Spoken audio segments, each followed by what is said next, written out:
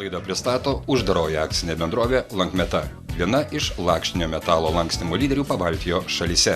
Lankmeta nėra to, ko negalėtų užlankstyti.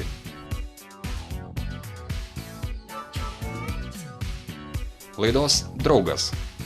Akcinė bendrovė montuotojas, pramoninė statyba, specialieji montavimo darbai, technologinių įrengimų, vamzdynų, plieninių konstrukcijų gamyba ir montavimas. Sveikinamės iš Menų salos ir kviečiame pavaikštinėti Juodos pakrantėmis po Vadoklių miestelį. Galėtų Stanislava Balsevičienė visus kelelius būtų nuklojusi šilko takais. Jos staklės tebeaudžia gyvenimą, ryškų, kontrastingą, bet be menkiausios pagiežos, kad ne toks, kad ne taip. Iš rietimų pabyra visos spalvos, nes visos būtinos. Esu labai turtinga. Verdama lobius, storiausius rietimus lino, šilko audinių saugančią skrynę šypsosi Stanislava Balsevičienė. Ne apie tas lovatiesias kalba, moja ranka. Turiu 9 anūkus ir tiek pat proanūkių. Tai tikrasis, per gyvenimą užgyventas turtas. O per tą gyvenimą, pradėtą prieš 87 metus, buvo visko.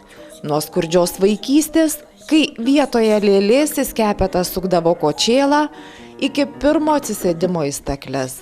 Nekilo net klausimas, sėsti į jas ar ne.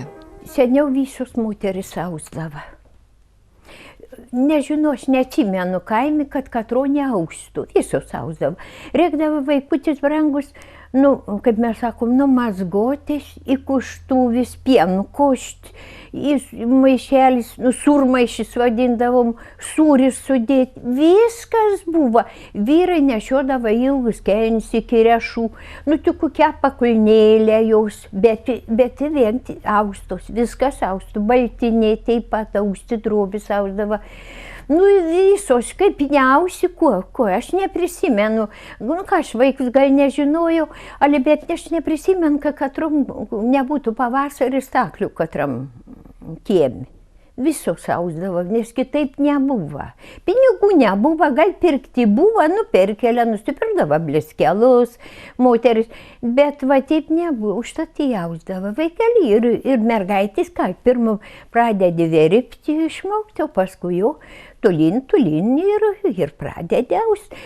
Kažkas gal iš mūsų giminė buvo tokių stiprų audėjų, net kad tik tai savo, kas priklausai siaudžiu, bet buvo tokių. Tai aš nežinau, iš tų gal paėmiau pavyzdį, aš mėgau labai. Bet to mano silpnybė didžiausia, kad aš labai myliu darbą. Ir dabar man darbas geriau kaip vaistai. Jeigu aš užgali dirbti, tai aš tada nusiraminu siūlus, kokiuos susiraizgus įskiloji. Tai man, taip, nežinau, mane kaip supti sup. Aš užmirštu visus vargus. Taip, vaikel, gal kada darbą labai myliu. Gal užtat aš į dabar. Aš kada girdėjau, mokytų žmogus, jau puiks, kad rašo knygas, sakė, kad mėgstamiausių darbo reikia pasilikti senatvį. Aš pagalvojau, kągi žinai, kada tu pabaigu bus, kaip jį gali pasilikti, jeigu užgali reikia tuo dirbti. Lyg verptų. Žodžiai, kaip kuodelis vilnos, sukasi į stiprų siūlą. Atrodo visą savo sunkų triūsą kolūkyje, visus nepriteklius ir šviesiausius troškimus, kaip metus, įmantriausiais raštais išrašė. Kokį ornamentą labiausiai norėdavosi piešti? Sako, tikrai ne vienintelį. Aš jeigu pamatau, ko man tinku, man tas įmėgiams. Aš vis noriu naują išsiausti, ką pamačiau. Aš iš savy, aš pasigirčiau, kad aš kažką sugalvoju. Ne taip, bet jeigu jau pamatau, tai labai noriu ją pasidaryti. Taip. eidavom kolūkį, dirbdavom nuo ryto lig vakaro, nebuvo jokių tų valandų į pareinaisiui. Bet jeigu dieną nebegali padaryti naktį, nors lik ryto dirbčia, bet kad pradėjus norėdavau padaryti, va taip vaikeli. Nu ir paskui nebuvo kaip gyventi po karą, labai nebuvo, gidai medžiagų nebuvo. Auždavom tokios, vadinom čerkasiukus, nu tokios medžiagyti į stotis tokia įsidedam, liktai kustiminė medžiagų. Tai pirkdavom siūlus, bovelną ir medvilnį. Įausdavom. Nu ir tada išaudžiam, suvilgom biški vandenį, supurkščiam, suviniojam kietai. Da kokiuo skuduru apsukam, kad įpakišam tokiuo pokarščiam pečiuką, jis susigulaitų. Seniaugi tie duonkiepiai buvo tokie, didintų, ant kokią kučylą suviniot. Nu, paspaudžiam, da kai jis gražiai, nu, jis susigūlė, jisai labai nesudriginam, kaip jį nesuviniau. Nu, kaip nuveži parduoti, jis kaip gražiai atrodo parduodi. Nu, tai va, perki, parduodi. Tai buvo taip kiek laiką, kol jau, paskui jau man po karą pradėjo viską atsirasti, kas giti bepirksi. Ir kol mes dirbom gal 4 metus, nieko nemokėjo. Vienas Sukčiarauskis pirmininkas buvęs atsistoja ant scenos, nusilinkė, sako, ačiū žmonės labai, kad dirbot. Ačiū ir viskas. Va. Oi, viską buvo, vaikai per to ilgo gyvenimo viską buvo. O taip, aust, nu tai savo, ką pamatai, rūdai siaust. O dabar tai aš nežinau, aš į kaimynko maudžiu.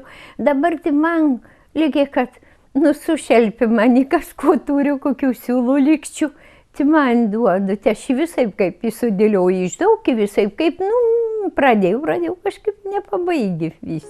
Nekėlė staklių ant aukšto Stanislava nei su pirmosiomis paskubėjusiomis tą padaryti, nei su paskutinėmis senąjį amatą pametusiomis. Tai, kad vis nėra tinkamos progos, juokėsi. Turi bovelnus, neturi ataudų, turi atkuo atausti, neturi bovelnų. Nu, va taip ir, o kaip jau abiejų turi, tada vėl. Nu, kažkas jau pomėgis matyti toksai, nu kągi aš, ne aš paskaityti mėgstu, labai mėgstu į laikraštį paskaityti, da, ačiū Dievu, matau, sakiniais, be akinių jau didelis raidis, tik tai. Aš mėgstu į knygą paskaityti, turiu šventą raštą nusipirkus didelų jau tą knygą. Nu, aš mėgstu labai, skaityti mėgstu aš jau. Taip, kas man tinku, jau, kas papuola, neskaito kokių romanų. Čia toksai Vatarinorus, tai pernai man 3 knygas buvo atneši Taunytės Filomėnos, apie Joną rašė, tai tokį su humoru. O paskui kitą, tai apie sveikatą, apie gydytojus, va taip, paskaitau. Taip ir audimus vasarą, tai daugiau ravėtų, va jau žiemą, tai tada jau audžiu. Ar einantieji paskui sės į šitas stakles? Ar bus kam pakeisti geriausią iš geriausiųjų, klausiu? Ne, nebus. Šūnus padedu įvynioti, viską padedu man, jis man kažkaip į patarimus duoda, mat jau jis kažkaip, o va dukru, nu jos kitus gyvenimus, jinai prie ūkio gyveno, išėję, iškart mokinasi vidurinė, paskui išėję, pradėjo dirbti, ne, jau ji ne. Galėtų padėtų kažką, bet ne. Na, o gyvenimas, kaip tas audeklas, neužtenka numatyti jo paskirtį. Svarbu, kokių siūlų turi, kokį brėžinį nusprendė išausti. Vaizduotėje susikūrė vienaip, tikrovėje kitaip išėjo. Nebūtinai prasčiau. Taip ir audėjų audėja. Pasakoja, iš tėvų viensodžio išginusi melioraciją. Ilgai kentė jos nepatogumus, ryžosi prašytis arčiau visų į gyvenvietę. Mano tėtė buvo savanoris, jis turėjo medžiagos, pasistatė trūbus, tai mes tą namą čia atsikėlom. atėjom čionais. Bet mes atėjom 76 metais, o vedėmės 54 metais. Va, nu, atėjom čia gyventi ir, bet tik 7 metus vyras čia pagyvena ir mirė. O dabar va 30 jau vieni metai, beveik vieni, kaip mes jau ją nebėra švien. Auksinių rankų moteris nešykšti gerų žodžių savo šviesios atminties vyrui Mykolui. O ar jis ją didžiavosi? Juk garsas apie nepralenkiamą staklėse sklido toli. Ne, gal nesididžiavo labai, bet nesmerkė mane. Va tai buvo, mes labai svetimi buvom, tai svetimi jau iš karto buvom, paskui jau vaikas susilaukėm už metų, biškį daugiau kaip už metų. Nu, tai tada kažkaip lygiai prasidėjo toks va, nu kažkaip artumu, lyg tai prasidėjo. Nu, o taip, tai nežinau, nu kaip pasakyti, nu mes kitaip negalvojame, mes norėjom vaikel gyventi. Aš kalbėjau, tikėlausi, viriau, kepiau, išlaidžiau, pasitiku, bet atsilygina jis man tuo pačiu. Jis mani gal nėra niutu pasakys. Vaikai irgi taip pat gal tėvų pasiekė, nežinau. Aš tai lygiai atsimenu, kad porą tokių pamokslėlių nuo kalno pasakiau, jau apibariau. Tai vieną kartą gal tai įsigėris buvo, kitą kartą svečiuosi ilgok užbuvo, o mes firmų tada dirbom. Labai sunku 150 gyvulių, bet saugusių gyvulių pašerti. Tai, nu, vis klausiu, tu kurgi Mykolas, ką sutinku, kurgi Mykolas, taip iš toliau pašarai reikia ves, nu, man nusibodo atsakinėti, bet jisai patilai, nes jis jau kaip į prasikaitis gal buvo, o gal taip kantrybė buvo, o taip tik, kad buvo gera, buvo bloga, mes beveik 30 metų išgyvenom, mes nebuvom apsipykę, kad taip papyka, nekalbėję, taip nebuvo niekada. Matyt, nėra to, ko Stanislava nuausti negalėtų. Jos audinys tarsi pats gyvenimas, sklidina skausmo, netekčių, ašarų vis užtvindančių akis ir gaivios minties, lyg vasaros vėjo, tą rasą nudžiovinančios.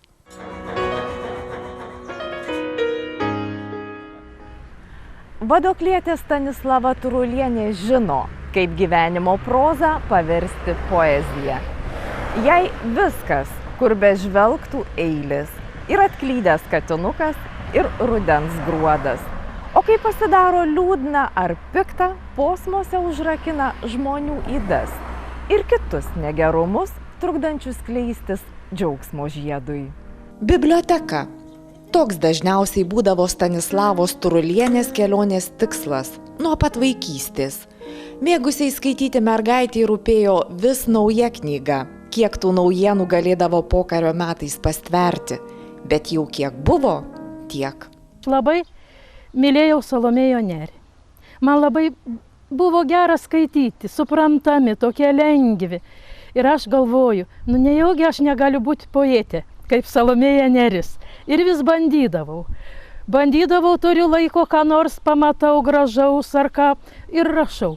Ir rašau, niekam nerodžiau iš pradžių. Ten ir daug sąsvinyčių dingo, kažkur kėlėmės į kitą vietą. Nu, vieną kartą dar parašiau tokį, man atrodė, kad jau bus toks geras. Nusinčiau į Tėvynę. Ir dar eina ta Tėvynė, Panevėžio rajono laikraštis buvo. Į Tėvynę nusinčiau tą eilėraštuką, gavau atsakymą. Jūs, nu, truputį silpnukas, bet jūs turit, skaitasi gabumų, bandykit, nenuleiskit rankų dar rašyti. Rankų nuleisti Staselė nė neketino, o padrąsinimas suteikė vilčių. Pastangos netruko duoti rezultatą ir kartą atsivertusi rajono laikraštį poetė pamatė. Jos pavardė didžiosiomis raidėmis ir jos kūrinys. Jau kaip man buvo mandra, kaip man smagu, vaikščiau tą laikraštuką, nešiojas ir vis skaitau. Ir taip tolyn, visą laiką, ar man smagu, ar liūdna, vis griebiausi popieriaus ir plunksnus. Ir rašiau, dėjau. Į pergyvenimus ir džiaugsmus ir apie gamtą. Vadoklietės posmai spausdinti poezijos rinktinėse eiliavimai, ant tavo rankų supasi gerumas, išleisti atskirais leidinukais. Nepaliksiu aš kaimo, parėmus Panevėžio rajono savivaldybei, sesers šeimai, aš Liepa. Tradicinėme rajono kūrėjų konkurse Linos žiedas nesyk pelnyti aukščiausi įvertinimai. Ji nepaliaujanti rašyti. Rašau, sako, ir dedu į sąsiuvinius. Taip ramiau. Visas džiaugsmas tas rašymas. Ar toks gyvas poezija, pastebimas provincijoje, vertinamas? Ne, purto galva, nelabai. Čia kaime būdavo renginiai įvairūs, kviesdavo ir į mokyklą pakviesdavo paskaityti poeziją, ir įvairūs renginiai kultūros namuose, esu daug skaičius, įvairiausių ir proginių parašius, ir taip kviesdavo. O taip čia kaime, nežinau, žmonės kaimo, tai tikrai, man atrodo, iš vis jam nesvarbu tą poeziją. Vadokliai nors negimtasis Staselės kraštas, bet pažįstamas. Gimtinė netolimuose Šiluose, arčiau Lėno. Gyvenimui šią vietą rinkosi paprastai, nekokiu poezijos posmu susižavėjusi. Reikėjo kolūkiui traktorininkų. Vyras kaip tik toks ir buvo. Taigi atvažiavo. Aš nelabai turėjau sveikatos, inkstais labai sirgdavau tankiai, sunkių darbų nelabai galėdavau. Mane priėmė sanitarė. Aš dar turiu tą lapelį, net anądien pakilojau, kad priimta sanitarė iš Panevėžio rajono poliklinikos, patvirtintas toks raštas, 75 metais priimama dirbti sanitarė ir alga bus 60 rublių. Tai va, ir dirbau 25 metus. Gražus Vadoklių kraštas, tas tiesa, bet ar to pakanka, kad prabiltume eilėmis? Gal būtina kokia dieviška kibirkštis, jei vienai suprantamas ženklas? Man gyvenime tai va visas tas aplinka, pasaulis, gamta. Mano visas džiaugsmas ir liūdesys, rudenį lapai krenta, jau kažkaip tokį liūdesį sukelia. Jau dangus niaukėsi, gruodas prasideda, o pavasarį atrodo, kad aš pajaunėju. Kokį 10 metų, kai pradeda sprogti medžiai, paukšteliai pradeda grįžti čiulbėti. Gyventi atrodo norės ir gyventi. Kai pagalvoju, kad reiks mirti, nors jau toks amžius, labai bijau. Ne tiek bijau tos mirties, kiek šitą įsivaizdavimą, kad nejaugi aš nematysiu. Nei tų gėlių gražių, nei dangaus, nei paukščių nebegirdėsiu. Su vyturio giesme pabūsiu, su tekančia saulė pakilsiu, pavasario vėjų papūsiu ir žemę žiedais apipilsiu. Išauksiu į žemės gilumo ir būsiu prie jūsų artumo. Netarkite žodžio jį myri, mane glauš žemelė gimtinė. Kaimiškojoje būtyje poetai nuo amžių nelabai suprasti, keistuoliais vadinti. Šiems dėl to, kad ne prie žemės darbų pirmiausia puolantys, teisintis vis dar reikia. Ar neapmaudaujantį dėl tokio kartais atviro sumenkinimo, dėl to, kad nešventųjų replikas tenka iškęsti. Man ir negerų žmonių, aš visus myliu, labai myliu. Kiekvienas savo turi nuomonę, gal kas ir nepatika, Dabar pradėjau rašinėti tokios dažnutės, tankiai rašau. Ten gal ką paliečiu negera kokia tema gal. Ten išgeriančius, ar ten tinginius, ar kur gyvūnėlius skriu. Tiem nelabai patinka. Bet yra toks konkursas dažnutės, laikraštį ir rašiniai. Kūrės partijos visokios, kas tik turi pinigų. Ir nuplikę ir kudlauti iš visokių pakraščių. Darbininkus ir šokėjus pirmą rinkome visi, o į Seimą jiems atėjus likome beveik basi. Nepaliksiu aš kaimo. Tai ne tik Stanislavos Turulienės poezijos knygelės pavadinimas, jos gyvenimo šaukinys. Apdovanotai gebėjimu kitaip, puošniau reikšti mintis, čia ne ankšta. Aš dideliuose miestas Vilnių gal tik 3 kartus buvau ten, nebuvus, bet nenoriu gyventi mieste. Gal ten būtų tikrai ten pastebėti ar ką, man kaimis, aš pervažiuoju iš miesto kokią, kad iš paprasčiausia Panevėžė, aš išlipau iš autobuso, net atsidūstu, jau čia mano kaimis, jau čia mano namai.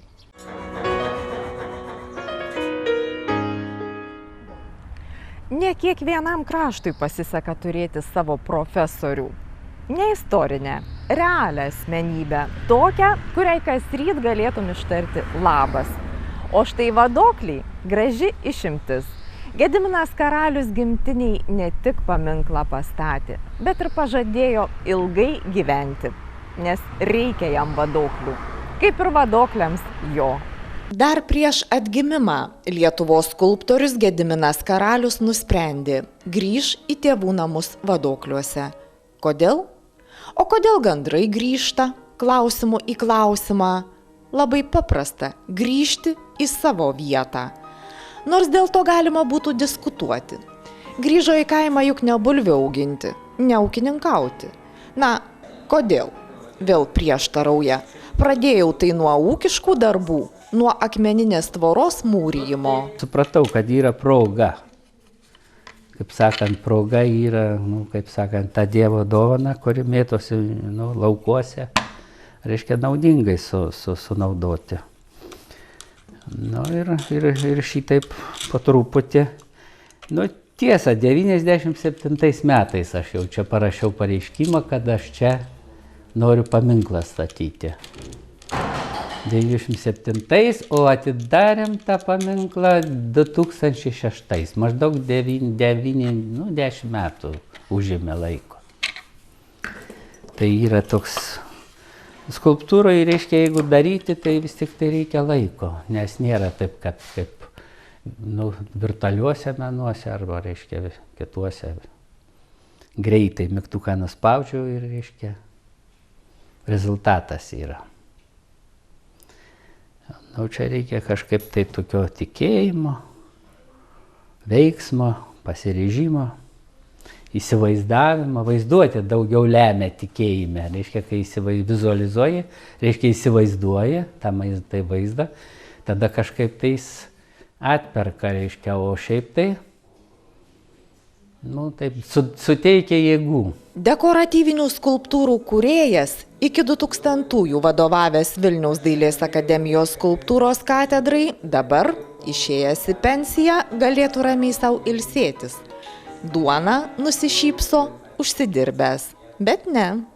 Jeigu aš čia neturėčiau tos naštos, kokią pasimiau, kaip atlikusi arba atsilikusi kolchozą kelti, kai būdavo seniau.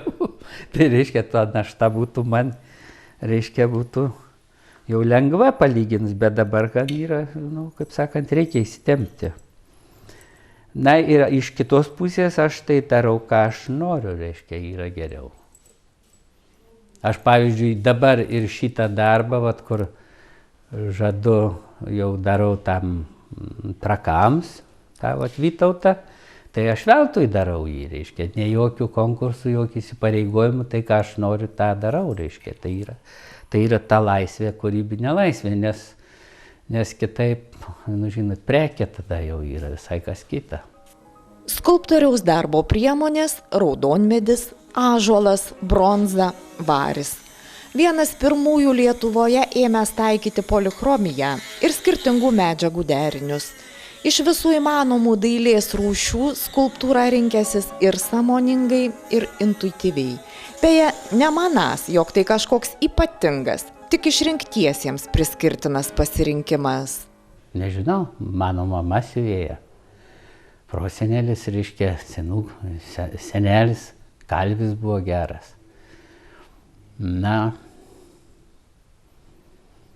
Galbūt, reiškia, šiaip tai, tas turbūt bendrai yra, svarbu yra jautrumas, reiškia, aplinkai, pagrindė yra, esmė yra, reiškia, jautrumas ir tada žmogus, ir galbūt vaizduotė jautrumas ir, reiškia, kažkur tai turbūt ir, aš neišskirčiau labai ypatingai, kad čia kažkokia skirtinga veikla, kaip nuo viso kito. Gebėjimas pajusti, generuoti idėjas, išvysti jas ant postamento dar nė piršto nekrustelėjus. Fantasto galvoje jos greitai keistų vieną kitą ir tik tiek, bet ne Gedimino Karaliaus galvoje, nuo minties prie fiziškai sunkaus darbo. Juk skulptūra stereotipiškai manoma nežmoniškos sveikatos reikalaujantis darbas. Naštą galima išskaldyti, išdalinti ir lengvas. Sakė, daug rankų didžią naštą pakelia, tai jeigu nėra daug rankų, tai tada laiką reiškia pratęsti galima. Tai suprantate, čia kantrybė tada nugali. Žiūrėkit, tokie keistos medžiagos, pavyzdžiui, vanduo akmenį pjauna. Atrodo, kad nėra jau minkštesnio ir, kaip sakant, ir takesnės medžiagos, o ji su spaudimu pjauna, reiškia, akmenį. Ir dar apie vadoklius, tuos išeinant ir tuos sugrįžus. Ne apie ariamų laukų būklę ir auginamas kultūras prabyla skulptorius, apie sąmonės problemą. Ir tai jau adresuota ne tik šiam miesteliui, jo apylinkėms, Lietuvai. Man tai gaila, kad jaunystėje aš neturiu jėgų, reiškia, jauno žmogus. Šiek tiek per amžių įgyji patirties, reiškia. O ta patirtis tai tirtėjimas, mat baimė, reiškia, patirtis yra tirtėjimas. Reiškia, baimė turi būti. Šiandien tos baimės matyti, reiškia, mažiau ir mokykloje mažiau baimės ir visiems baimės. Bet kitą labai teigiamą dalyką turim. Laisvė pasirinkti savo būvį. Čia yra didžiausia vertybė, kad yra žmogus gali pasirinkti. Ne visą turim išminties, reiškia, ką pasirinkti geresnį. Vat čia yra mūsų problema didelė. O šiaip tai, problema yra ta pati. Minties sąmonės problema yra aiškia. Žmogus bėga, kad jis nebūtų žmogum, ne tik, kad dabar jaunąją kartą nemoka, bet ir ta karta, kuri dirbo laukus, kombainus, vairavo, tą, kuri kažką statė, darė. Jie, aš nesakau, kad konkrečiai čia, bet šiaip, reiškia, mūsų žmogus, kai atitrūko nuo žemės. Jis yra ne šeimininkas. Nacionalinės premijos laureatas, dalyvaujantis parodose Lietuvoje bei užsienyje, tituluojamas metaforos, transformuotų ir savitai įprasmintų natūros vaizdų meistrų, išsiskiriantis raiškia kompozicija, apie savuosius darbus kalba nenoriai. Puikybė ir pasididžiavimas pusiau inteligentui ironizuoja pirmoji nuodėmė. Ateities planai ir pažadas vadokliams ilgai gyventi. Užtat pedagoginiai veiklai priskirias ypatingą vertę. Tai iš vis žmogus turi rasti prasmę, nes jam egzistuoti be prasmės, už tai ir bėga, kai jis prasmės neturi. Reiškia, jis tiesiog vengia minčių, reiškia, minties vengia, mėgina jį arba darboholiku tapti, arba alkoholiku tapti, ar kuo nors, suprantat, reiškia, ar mylėtojų azartinių kokių nors, taip sakant, užsiėmimų, todėl, kad jis bėgtų nuo savęs. Čia yra pagrindinis užsiėmimas didžiosios dalies. Ir ta mūsų didžioji dalis yra, tokia vaikiškai. Vaikai yra kartais supratingesni už suaugusius ir nusenusius. Čia yra mūsų didžioji bėda, kad mes tokia amžinoj maždaug infantilizmo, reiškia, būsenoj, reiškia, yra didelė dalis. Po skulptoriaus dirbtuves zuja kaimo berniūkščiai. Ant jo darbo stalo garsiausio danų filosofo Kierkegoro veikalas. O jis pats, vadoklių krašto žmogus, grįžęs, kaip sako, į savo vietą, svarsto. Reikėtų į kaimą, kad kuo daugiau grįžtų. Reiškia, kad kuo daugiau grįžtų, iš tikrųjų, reiškia, turi kaimas, negalima jo ir palikti, taip savo, reiškia. Iš tikrųjų, reiškia, galėtų grįžti. Aš nesuprantu šitokio įsitvėrimo. Aš suprantu, kai kolūkiai neleisdavo į miestą važiuoti ir reikėdavo dirbti, visi norėjo mieste būti. Tada ištrūkti pasogi neduodavo. Reikia, kad ištrūkti, išvažiuoti į miestą didelė laimė. Arba mokosi, arba į kariuomenę išeina, arba, reiškia, kažkokio kitų būdų nutrūksta. Tai panašiai, tai dabar už tai kaip nutrūko, tai visas pusės visi nutrūko. nes nėra vidinio, reiškia, tokio, matyt, nėra vidinio ryšio. Nežinau, čia kaip ten yra. Ačiū pusvalandį praleidusiems Menų saloje. Susitiksime lygiai po savaitės tuo pačiu metu.